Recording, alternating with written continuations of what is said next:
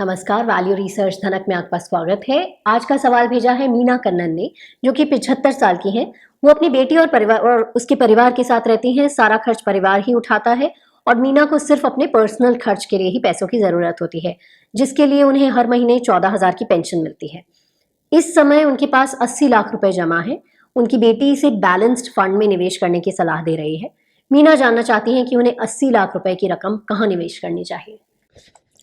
अगर इनको इस 80 लाख रुपए से किसी भी आमदनी की ज़रूरत नहीं है, इनकी ज़रूरत पूरी हो जाती है उस 14,000 रुपये के पेंशन से, तो उनकी बेटी सही सलाह दे रही है, उसको फॉलो करना चाहिए। फॉलो करने में केवल एक नियम का वो पालन करें कि इस 80 ये चूँकि रकम बहुत बड़ा है और पिछले 1 साल से लोग उम्मीद कर रहे हैं कि बाज़ार में गिरावट आएगी, और ये मैं ये नहीं कह रहा हूँ कि उम्मीद पूरी हो जाएगी या गिरावट आएगी या कब आएगी या नहीं आएगी। लेकिन 80 लाख रुपया अचानक लगाने के बाद अगर बाज़ार में गिरावट आए तो बड़ा अफ़सोस होगा। उस अफ़सोस से बचने के लिए, और चूँकि आप वृद्ध हैं और उस समय इस तरह का कोई अचानक बाज़ार अगर में गिरावट आए, तो उससे बचने के लिए मेरी सलाह होगी कि इस पैसे को थोड़ा लंबे समय में स्प्रेड करके लगाएं। 80 लाख रुपया बैंक खाते में पड़े रहने दें और एक छोटी सी रकम अगले इस पूरे रकम को अगले 3 साल में बाँट के लगाएं।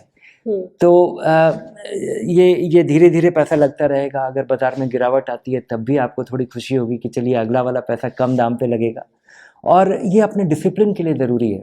80 लाख रुपया लगाने पे बाज़ार में मामूली सी गिरावट, 5-10% की गिरावट भी आपके लिए चिंता करेगा।